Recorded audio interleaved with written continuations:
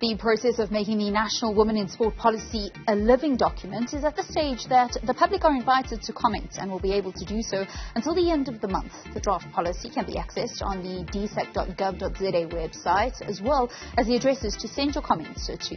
The policy has already gone through a number of processes, from consulting interest groups to a national discussion roadshow to an economic impact and baseline study. Closely involved in these discussions has been Sascoc. Joining me now to discuss it is Lwandile Simelane. She is the first Vice President of the organisation. Good afternoon and welcome to Newzroom Afrika. Good to be chatting to you once again. I want to start here. If women's rights and non-discrimination and equality are rights that are enshrined in the Constitution, why do we need this policy specifically? Good evening, Velen, and to yourself and to your viewers. I think the policy is critical in allowing us to define how those things are to be achieved and what true gender equality looks like in sport in the country. So as Sascoc, we definitely welcome the initiative of the policy, and we look forward as well to making our own comments.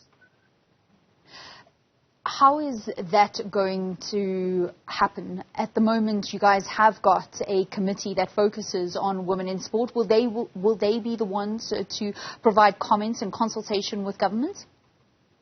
Yes, we do have a gender commission that has already started looking at the policy.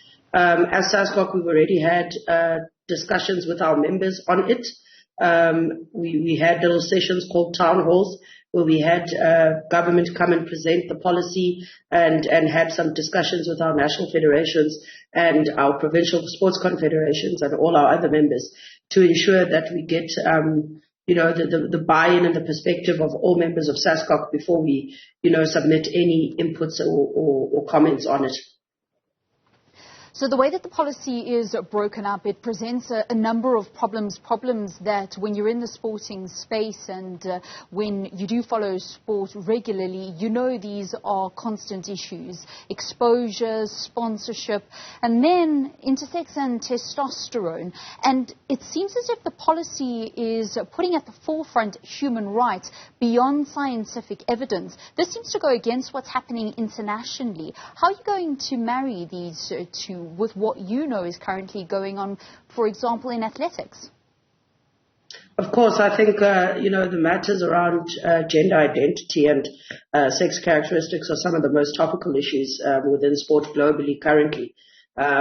We obviously want to take the opportunity to take a more microscopic look at the policy so that we can give greater informed input in it. But we are happy if our initial comments of ensuring that the policy looks at those matters and ensures that as South Africa on a policy level, we ourselves have a position on these matters and on other matters of inclusion. So yeah, we definitely do understand that a marriage between the two has to come together, and that the scientific approach and the human rights approach need to be amalgamated in order for us to find the way forward with some of these matters. But we want to take the time and the opportunity to study the policy closer for us to give input that is far more informed, particularly on those aspects, because that is one of the major topical issues in the gender space in sport currently.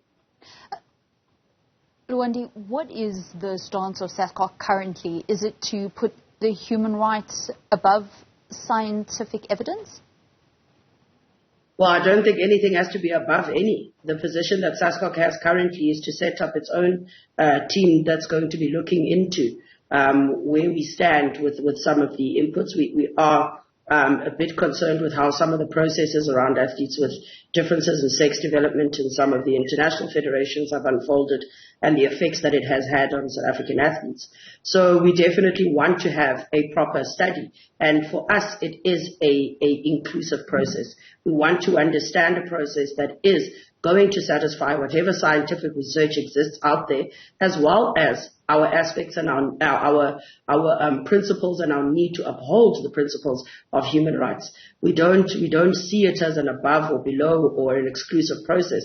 We are interested in finding a process that amalgamates both of those entities.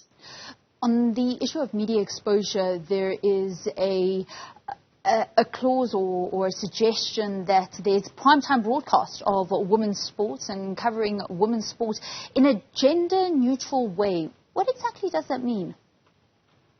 I think I was in a conversation last week about the excitement I have and that the sports community has at the amount of World Cups we've had this year, particularly in the women's sports space. The discussions around that are to look at perspectives and how gender is framing how the journalists and the media is framing female athletes, and to ensure that it is about the excellence and participation within their sport above looks and all of those other things that usually are used to portray. So it's been interesting looking at some of the media interactions recently around the World Cups and how it has been, sport and excellence and performance has been center to those framings. So there is a change that we're seeing, and there is an importance to ensure that the media is constantly guided on how they contribute in any of the positions we're trying to push in women in sport. That is Sascoc's first Vice President, Lwandile Simelane. Always good to chat to you here on Newzroom Afrika. Thanks for your time. Stephen, chatting about the Women in Sport draft policy, which is open for public comment up until the 30th of June.